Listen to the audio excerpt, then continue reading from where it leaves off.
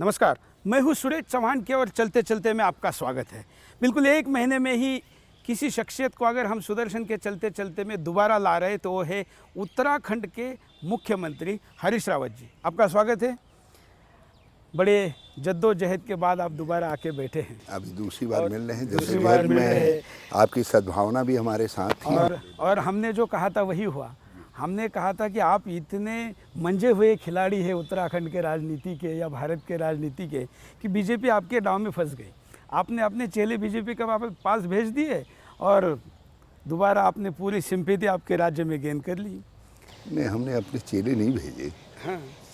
चेले तो वो जो है पता नहीं किसी के हैं भी नहीं हैं, क्योंकि उनमें से एकाध सज्जन ऐसे हैं जिन्होंने अपने पिताजी के सिद्धांत के विपरीत जिनके साथ उनके पिता कहते थे कभी समझौता नहीं हो सकता, उनकी गोद में जाकर के बैठ गए। तो ऐसे लोग किसके चेले हैं भगवान जाने। क्योंकि गेम तो आपके द्वारा जैसे सेट किया था वैसे हो गया, आप दोबारा मुख्यमंत्री बन गए। इसका मतलब जो प्लान था वो आपका था? नहीं, कहीं मेरा कोई प्लान नहीं था, बल्कि अचानक जब मुझे 17 तारीख को मालूम पड़ा कि ऐसा कुछ हो रहा है तो एकाएक मुझे विश्वास नहीं आया। क्योंकि आप जब एक सार्वजनिक जीवन में एक पद पर पहुंचते हैं, आप डिजर्व करते हैं नहीं करते हैं ये अलग बात है, लेकिन फिर आप उसकी मर्यादा को समझ करके अपने पद के अनुकूल आचरण करते हैं। तो मुझे विश्वास नहीं था कि कोई पूर्व मुख्यमंत्री दल बदल करने की सोच सकता है। नहीं, वैसे तो पहले भी कई नहीं होता है, लेकिन वो सैद्धांतिक आधार होते हैं। उसका आधार धन नहीं होता है, उसमें इंडिया बुल नहीं होता है, उसमें वो तो आए भी इंडिया बुल से थे। हाँ, इसमें इस तरीके के चुपचाप जो है खेल नहीं होते हैं। तो अभी आपके चेलों को वही रुकने के लिए कहेंगे या वापस लेंगे पार्टी में? देखिए, अब वो भाजपा के चेले हैं। पहले भी मेरे चेले नहीं थे, हमारे तो पार्टी में थे, तो पार्टी के सहयोगी थे, मगर वो भाजपा की गोद में स्वतः हो गए हैं स्वेच्छा से। अब तो उनकी स्थिति ऐसी हो गई कि भाजपा वाले भी उनकी तरफ डाउट से देख रहे हैं। देखना नहीं चाहिए, भाजपा को उनको अपनाना चाहिए और मकुट की तरीके से धारण करना चाहिए। अब ताना मार रहे? नहीं, मैं ताना नहीं मान रहा हूँ, क्योंकि भाजपा पार्टी विद डिफरेंस है। तो पार्टी विद डिफरेंस दिखाई देनी चाहिए। तो उसका नुकसान भी तो झेलना पड़ा ना। लीग से हटी हुई पार्टी दिखाई देनी चाहिए कि जिनके ऊपर कई तरीके के गंभीर आरोप रहे हों और खुद भाजपा ने आरोप लगाए हों, विधानसभा में लगाया हों, देश भर में लगाए हों, आपदा घोटाला आदि आदि क्या क्या नहीं कहा। आज सारे घोटालों के विशेषज्ञ जो है भाजपा ने अपने पास रख लिए हैं, क्योंकि उनका ये सवाल है, शायद उनको लगा कि इनकी एक्सपर्टाइज की दिल्ली में भी जरूरत पड़ेगी। नहीं, दिल्ली में तो इनके पास बहुमत है, लेकिन सोशल मीडिया पे लोग ये सवाल पूछ रहे हैं। घोटाला करने के एक्सपर्ट चाहिए ना। हमारे साथ जब तक थे ये कहते थे आपदा घोटाला कर दिया, आज वो एक्सपर्ट इधर है। नहीं, मैं आपदा पे तो आपके पास जरूर आऊँगा। जब तक थे वो तब ये कहते थे बीज घोटाला किया, आज वो घोटालेबाज इनके साथ हैं। हमारे साथ जब तक थे ये कहते थे पॉली हाउस घोटाला कर दिया, अब वो घोटालेबाज सब यहाँ हैं। तो जिन पर इन्होंने खुद आरोप लगाए, तो उनको आप वापस नहीं लेंगे किसी भी स्थिति में? नहीं, वो उनकी गोद में बैठे हुए हैं। आना चाहे तो। और हमारा सवाल कहाँ से पैदा होता है? हम तो जो है वो तलछट बन गए, खुद ही तलछट। आना भी चाहे तो आप नहीं लेंगे? तलछट को कौन अपने वहाँ लेगा?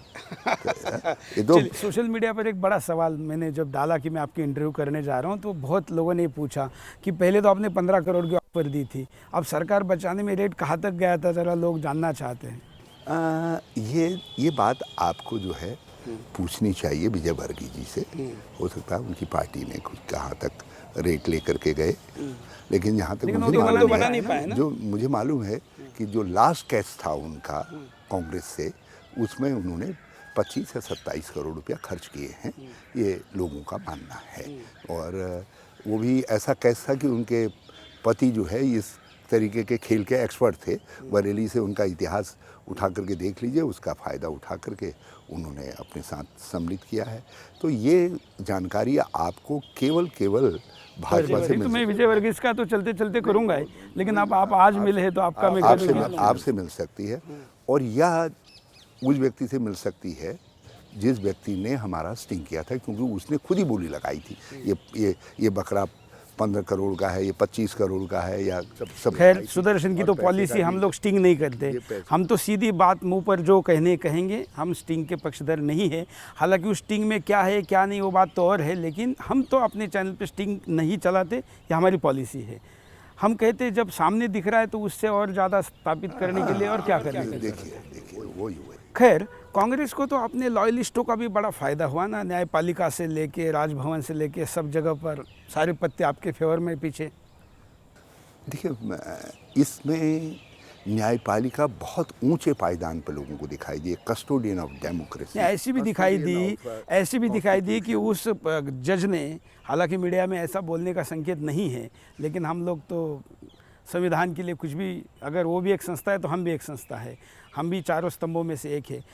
डायरेक्ट राष्ट्रपति तक को उन्होंने छेड़ना, ये तो ठीक नहीं था। उन्होंने ये कहा कि मैं भी गलत कर सकता हूँ एज ए जज। उन्होंने कहा राष्ट्रपति भी, वो राष्ट्रपति मतलब एक संस्था, वहाँ भी गलती हो सकती है, इसीलिए जुडिशियल रिव्यू को एक एक्सेप्टेड नॉर्म्स के तरीके से माना गया है हमारे। लेकिन उस जज का कांग्रेसी बैकग्राउंड बहुत बाहर आया, सोशल मीडिया पे बहुत कुछ चल रहा था। देखिए बैकग्राउंड तो आप देखेंगे तो बहुत सारे लोगों का कांग्रेसी निकल आएगा, लेकिन उसका कांग्रेस को फायदा होता है ऐसे क्रिटिकल सिचुएशन नहीं में, कहीं डिजास्टर मैनेजमेंट में जो लंबी 7 साल की न्यायपालिका का अपमान नहीं कर सकते। नहीं, न्यायपालिका केवल में इसलिए न्यायिक कि व्यवस्था के लोगों की बात नहीं, आप कहीं पर कोई बात किसी के खिलाफ कोई जजमेंट चला गया तो आप उसमें मोटिव एट्रीब्यूट कर दें तो वो गलत है। देखिए उन्होंने अपने जजमेंट के अंदर सारे जो पास जजमेंट्स हैं उनको कोट किया हुआ है, बाहर से जो चीज़ें इमर्ज होकर आई हैं उनको कोट करने का काम किया।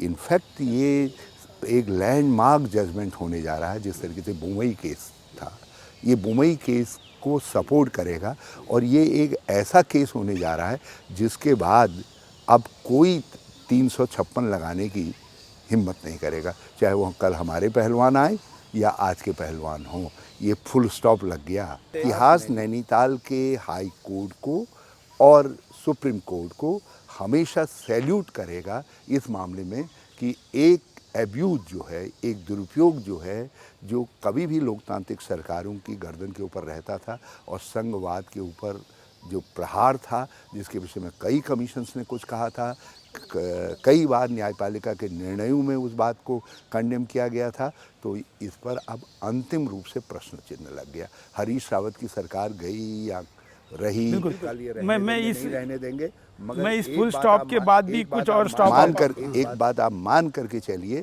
कि इसके बाद अब किसी सरकार को ये त्रासदी नहीं झेलनी पड़ी। लेकिन इस बार जो हुआ वो भी तो लोकतंत्र के लिए अच्छा नहीं हुआ ना। बहुत कुछ ऐसी चीज़ें हुई, आपका स्टिंग भी बाहर आ गया जिसमें आपने पैसे की ऑफ़र की, और मतलब सारे ही प्रकार की चीज़ें दोनों तरफ से। तो ये जो मेरा तथाकथित स्टिंग कहा जा रहा है, मैंने पहले भी कहा कि ये फरेब है, आप पूरा उसको देखिए ना। आपने एक व्यक्ति जिस पर 400 VC का भाजपा के समय में मुकदमा लगा, कई तरीके की संपत्तियों को हड़पने और गड़पने का आरोप लगा, जिसके मुकदमे श्री विजय बहुगुणा जी ने वापस लिए। आपने भी बहुत बचाया उनको। मैंने नहीं बचाया, और ऐसा कहते जिन्होंने बचाया उनको अजय भट्ट जी के कहने पर जो है मुकदमे वापस लिए गए। तो ऐसे कलाकार द्वारा परोसी गई चीज़ को आपने जनता को परोस दिया। किसी ने उसका कुछ रॉ वो तो मानते ने कहाँ है भाई, तुम पूरी डिटेल CD दो और उसके बाद निर्णय पर पहुँचते। मैं आज भी कह रहा हूँ कि उसमें जिस व्यक्ति का स्टिंग किया जा रहा है, जिसको आज एक्यूज़ के तौर पर दर्शाया जा रहा है, मीडिया के दोस्त मुझको ये बता दें, क्या वो व्यक्ति कह रहा है मुझे विधायक चाहिए, कि मुझे विधायक चाहिए, वही विधायक ला करके दो? क्या वो व्यक्ति जो है कोई खरीद फरोख्त पैसा वैसा दे रहा है या कोई दाम लगा रहा है उसके? लेकिन मलाईदार मंत्रालय देने की बात है। एक बात, मलाईदार मंत्रालय जो है ये नहीं कह रहा है, वो कह रहा है कि मंत्रालय दे देंगे विभाग, और जो है यदि क्योंकि पापी हैं, गलत तरीके से पैसा कमाते हैं, भाई क्या करें, मजबूरी है, आंख बंद कर लेंगे, क्या करें। तो ये कोई ये तो सारे राजनेता कह रहे हैं, ये कोई खरीद फरोख्त नहीं कहलाती है। ये राजनीतिक मजबूरी कहलाती है। खरीद फरोख्त नहीं कहलाती है। एक सामान्य आदमी सामान्य तरीके की बात कह रहा है, और जो व्यक्ति खुद कह रहा है कि महाराज ये बकरियां ये विधायक बिकाऊ हैं, उन पर टैग लगा रहा है इतने इतने में बिकाऊ हैं, और ये भी कह रहा है कि जो है मैं यदि पैसा आपके पास नहीं है, अगला व्यक्ति कह रहा है कि मैं भी कंगला हूँ, मेरी पार्टी भी कंगली है, हम दे नहीं सकते, और वो कह रहा है कि मैं इंतज़ाम कर दूंगा, मैं पैसा दे दूंगा। चलिए वो तो न्याय प्रविका, लेकिन उससे आपको एफआईआर भी हुआ। आप जरा समझे ना, सब चीज़ का बंदोबस्त वो करने की बात कर रहा है। कोई उससे नहीं कह रहा तू कहाँ से ये पैसा लाएगा, ये 25 करोड़ 50 करोड़ कहाँ से तुम लाएगे, और उस व्यक्ति से कह रहे हैं जिसके मुंह में ज़बरदस्ती कोई बात डाली जा रही है। लगता है उत्तराखंड की और नैसर्गिक आपदा का कोई रिश्ता है। आपका इंटरव्यू करते हुए भी इतनी आंधी तूफान आ रही है, तो आंधी तूफान आपका रास्ता नहीं छोड़ रहा है अभी। षड्यंत्रकारी हैं, ये हमको हर जगह घेर देते हैं, लेकिन आज हम सुदर्शन चक्र के संरक्षण में हैं। लेकिन फिर भी आपका पीछा नहीं छोड़ रहे हैं। लगता है सीबीआई भी पीछा नहीं छोड़ेगी अभी। क्या क्या सोचा है सीबीआई के बारे में? इसको राजनीतिक हथियार बनेंगे या नेचुरल या न्यायपालिका में फिर? मैं आपकी शुभकामना मानूं या नहीं, मैं तो शुभकामना नहीं मानता, या आशंका मानूं या संकेत मानूं। देखिए जब सीबीआई ने एफआईआर किया है भी नहीं है, तो क्या सीबीआई को कैसे डील करेंगे? देखिए मुझे कुछ डील नहीं करना है, क्योंकि मेरा अपना मानना है कि मैंने उसमें कोई क्राइम ऐसा किया ही नहीं है जिससे मैं किसी चीज़ को अट्रैक्ट कर रहा हूँ। उसमें जिस व्यक्ति का स्टिंग किया जा रहा है वास्तव में वो विक्टिम है। विक्टिम को एक्यूज की तरीके से वैसे देखिए, वैसे मानना पड़ेगा इतना पूरा खेल करने के बाद आप अपने आप को विक्टिम के तौर पर पेश करने में कामयाब तो रहे हैं, और इसलिए लगता है मैं इसलिए विक्टिम हूँ क्योंकि आपकी बिरादरी का पता नहीं आप उसको अपने लिए सम्मान मानते हैं नहीं मानते। हम पत्रकारिता के ये मापदंड नहीं मानते। अंदर स्टिंग का जो अधिकार दिया गया है, उस अधिकार में आपको स्टिंग को अपने ही चैनल में दिखाना होता है, 24 घंटे के ऑन भी करना पड़ता है, ऑन करना होता है, सब कुछ करना पड़ता है। आपका ये दोस्त जो है भाजपा का चहेता भाजपा को बेच रहा है, ब्लैकमेल के लिए इस्तेमाल कर रहा है। ब्लैकमेलिंग इटसेल्फ ए क्राइम, पैसे के प्रति भी क्राइम है, इंसानियत के प्रति क्राइम है। दूसरा जो है अपराध उसमें ये हो रहा है कि वो व्यक्ति जिसका स्टिंग कर रहा है उसके मुंह में ज़बरदस्ती शब्द डाल रहा है, एक बार नहीं डाल रहा है, कई बार डाल रहा है। ये स्टिंग के सिद्धांत ही नहीं, आप कहीं भी पूछ लीजिए, ये तो आप इसको आप आईपीसी के अंदर भी एक क्राइम है। तो आप मुख्यमंत्री हैं ना अभी, आप उसकी जांच करें। इसके अलावा जो है, इसके अलावा वो कहता है एक ऑपरेशन स्टार्ट हुआ, उसमें अमुक जिसमें भाजपा के महामंत्री विजय वर्गीय भी सम्मिलित हैं। तो एक इलेक्टेड गवर्नमेंट को टॉपल करने के लिए, गिराने के लिए एक षड्यंत्र ऑपरेशन स्टार्ट हुआ। ये आप कह रहे थे, इस पे कार्रवाई करिए ना। समझ लें बात को, किसी भी इलेक्टेड गवर्नमेंट को गिराने का षड्यंत्र जिसमें दल बदल भी सम्मिलित हो सकता है, वो अपने आप में क्राइम है। आप प्रोविडेड एरिया के अंदर, एयरपोर्ट के अंदर ऐसे प्रोविडेड इंस्ट्रूमेंट को लेकर के जा रहे हैं और भी एक राज्य के मुख्यमंत्री तक पहुंच रहे हैं, ये भी अपने आप में क्राइम है। तो जो आपने सीबीआई का सवाल किया, सीबीआई के दोस्तों को इन हकीकतों को समझना चाहिए। और इसीलिए मैंने किसी से कहा कि ये केस जो है जिस तरीके से नज़ीर बना है, ये दल बदल वाला भी केस नज़ीर बनने जाएगा देश के इतिहास में। आप देखिएगा, इसके बाद अब दल बदल 10th शेड्यूल का वायलेशन करने से पहले कोई भी व्यक्ति सोचेगा, इस पे सोचेगा। लेकिन मैं आपके और धारा 356 लगाने से पहले केंद्र कोई कितनी ताकतवर सरकार हो वो भी सोचेगी। और उसी तरीके से आप मेरी बात याद रखिएगा, इसके बाद किसी राजनीतिक व्यक्ति को राजनीतिक कारणों से इम्प्लीकेट करने के लिए सीबीआई के उपयोग के लिए भी 100 बार सोचा जाएगा। कारण ये है क्योंकि जैसे ही मुझको इसमें इम्प्लीकेट किया जाएगा, अभी तो इंक्वायरी का मामला है, इंक्वायरी में मैं सहयोग देने के लिए तैयार हूँ, और जैसे ही मुझको इसमें इम्प्लीकेट किया जाएगा तो ये देश के अंदर चर्चा में आएगा लोग तो आप उसको सिंपैथी में बदल लेंगे फिर? उस सीडी को नहीं, आप उसको सिंपैथी में बदल लेंगे और मैं चुनाव घोषित करें। मैंने इसलिए कहा मैं तो देहरादून में बैठ जाऊंगा जिस दिन वो मुझे इम्प्लीकेट करेंगे, मैं कहूंगा आइए महाराज मुझको हथकड़ी लगा करके ले जाए, वैसे ही क्यों, और चुनाव डिक्लेयर करें, ताकि देश देखे कि इस व्यक्ति ने क्या इस लायक अपराध किया था कि इसको इस तरीके से इम्प्लीकेट किया जा रहा है, इस तरीके ये से तो मानना पड़ेगा। देखिए, सिंपैथी पाने में आप इतना अच्छा हथकंडा आपने अपना लिया, आपके पार्टी में भी लग रहा था कि आप सत्यता है जो मैंने आपसे कही। हाँ, ये तो ठीक है, ये तो ठीक है। एक बात बताइए, आप सुदर्शन क्या कहता है, आप जरा सा देखिए तो सही उस सीडी को, उसके बाद आप मुझे बताइए। मैं कैमरे पे कहता हूँ कि मैंने पूरी सीडी नहीं देखी है, इसलिए उस सीडी के पूरे आरोप मैं आप पे नहीं थोप रहा। इसलिए मैं कह रहा हूँ उस सीडी में जहाँ एक व्यक्ति जिसका स्टिंग किया जा रहा है, जो शिकार है, जो विक्टिम है, उसने गलत कहा है कि मैं भाई क्या कर लूँ, आँख देख लूँ, आँख बंद कर लूँगा, ये कितनी बड़ी मजबूरी का स्टेटमेंट है।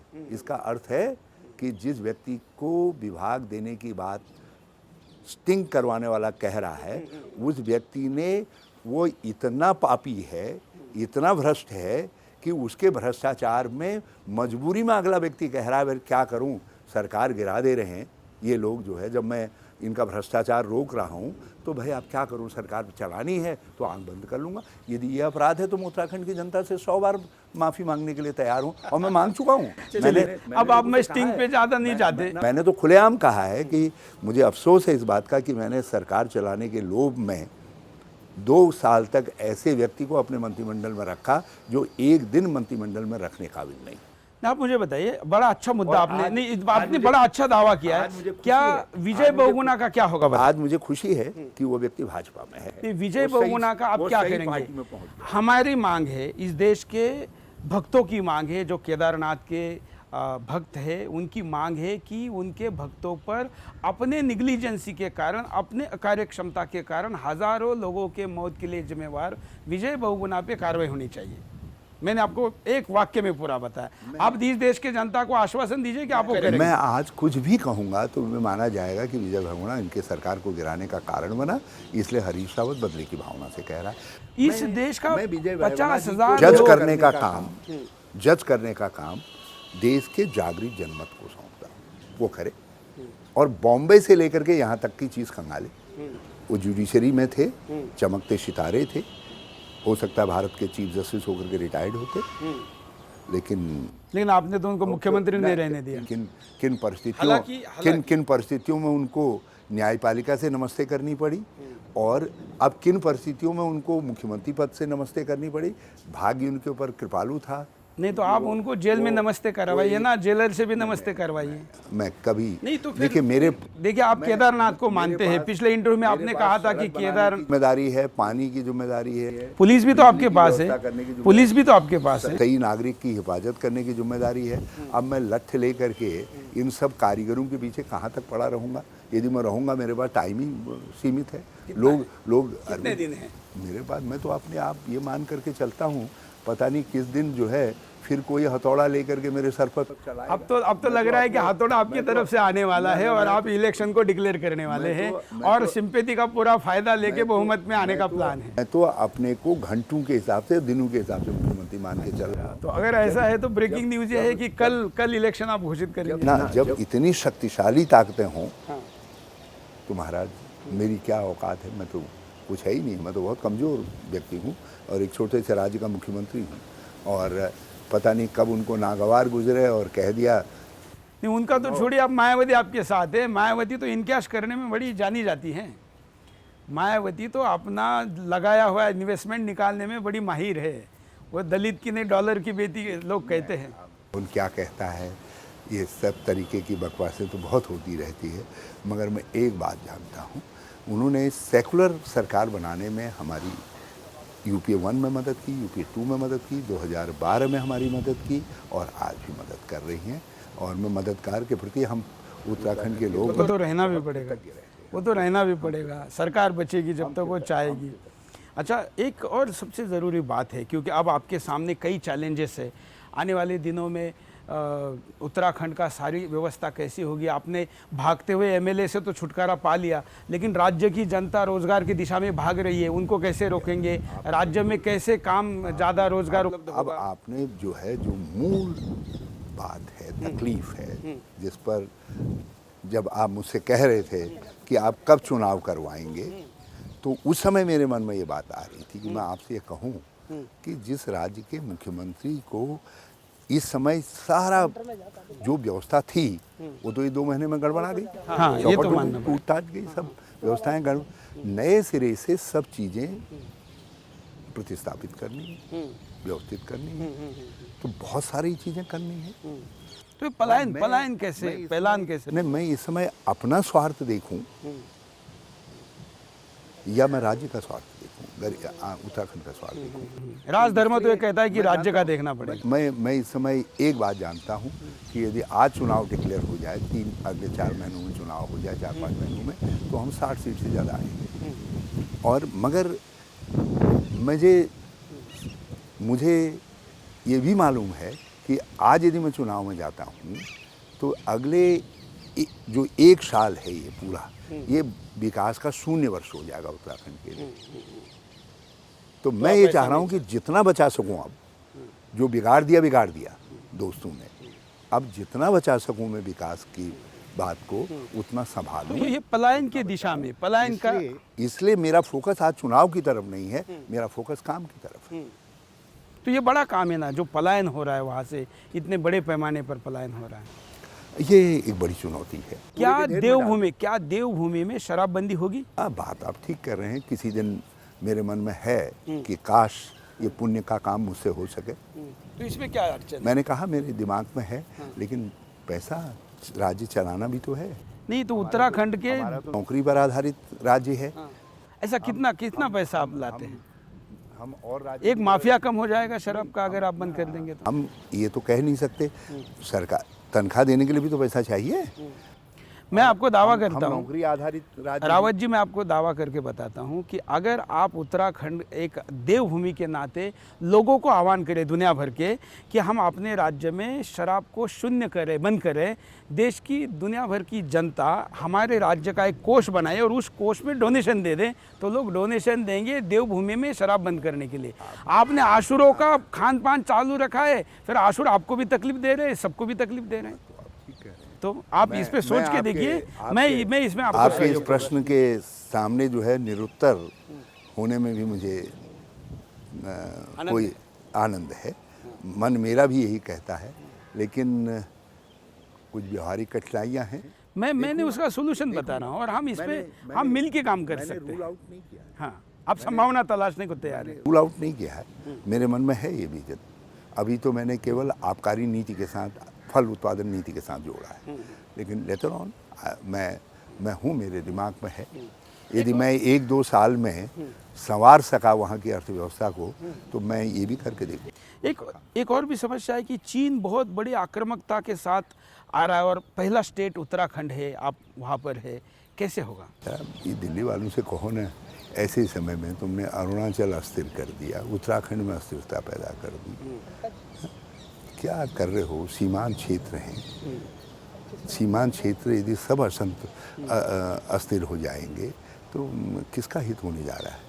आपको चीन के खिलाफ एक स्ट्रॉन्ग पॉलिसी से काम। अब तो चीन नेपाल तक ट्रेन लेके आया आज। लोकल लीडरशिप को स्ट्रॉन्ग करना चाहिए। वो करने के बजाय आपने वहाँ झगड़े पैदा कर दिए। तो नेपाल से भी माओवादी आपके स्टेट में बड़े पैमाने पर घुस रहे हैं। वही कह रहा हूँ, उत्तराखंड के अंदर ये पता नहीं कौन था जिसको उत्तराखंड की समझ नहीं थी, क्या था जो ये सब कर दिया। अरे उत्तराखंड के अंदर तो यदि कोई आकर के भी कह रहा था, कहते बस बंद करो, 2017 में जीत करके आओ तब सरकार की बात सोचो, ऐसा कुछ नहीं करना है। हाँ, बल्कि यदि हम गिर रहे होते, कहते उनको अपने पाप से जो कुछ करना है वो जाने, इसमें हमारा नाम कतई नहीं आना चाहिए। पता नहीं क्यों। अब देखिए, खैर, अब जो एक पिछली बार इंटरव्यू में मैंने आपको बात कही थी कि हरिद्वार का डेमोग्राफिक चेंज किया जा रहा है और वहाँ पर 20 साल में 400 गुना मुस्लिम आबादी बढ़ी। अरे नहीं, आइए, मैं आंकड़ा बता रहा हूँ, मुख्यमंत्री को चैलेंज कर रहा हूँ, आपको स्टेट के हेड है, मेरी बात को आप आंकड़ों से नकारिए। बिल्कुल गलत बिल्कुल गलत। प्रोपोर्शनल वृद्धि है, प्रोपोर्शनल वृद्धि है। जो दूसरी जातियों की है वही उनकी भी वृद्धि है, बल्कि कुछ मामलों के अंदर दूसरे वर्गों की, जिनको हिंदू वर्ग कहते हैं, उनकी जो है आबादी बढ़ी है। मैं हरिद्वार की बात मैं कर रहा हूँ। हरिद्वार की भी, देहरादून की भी, दोनों की बात। नहीं, मैं हरिद्वार की बात बता रहा हूँ। वहाँ डेमोग्राफिक चेंज किया गया है। आपने पिछली बार एक्सेप्ट भी किया मैं तो कि सब जगहों की बात कर रहा हूँ, सब जगहों की। उत्तराखंड में बहुत बड़ी पैमाने पर इसलिए डेमोग्राफिक चेंजेस केवल मुस्लिम आबादी के कारण आ रहे हैं, ये नहीं है। हमने जो आपने पहले बुनियादी बात कही पलायन वाली, उस पर हमको एडजस्ट करना चाहिए, और ताकि लोगों को अपने निवासों में, क्योंकि वो सज्जन तो बाहर भाग रहा है और क्रिमिनल अंदर आ रहे हैं। बांग्लादेशी घुसपैठी आपके स्टेट में ज़्यादा जा रहे हैं। जब इस तरीके का आवागमन होगा, हाँ, तो बाहर के लोग भी आएंगे। हाँ, कुछ गलत लोग आ सकते, मैं ये तो उस पे आप कंसंट्रेट करेंगे। ध्यान है, हमने बिल्कुल विजिलेंस है हमारे वहाँ। तो जो है थाने में आपको दर्ज कराना। कार्यक्रम के आखिर में मैं आपसे केवल एक दर्शकों के नाते अगर आप कोई संदेश देना चाहते हैं हमारे दर्शकों के लिए, तो मैं सुदर्शन को प्रणाम करता हूँ और आपके सवालों को भी प्रणाम करता हूँ। हम तो और पत्रकार आज हैं। आपके और मेरे बीच में कई एग्रीमेंट के पॉइंट निकले हैं।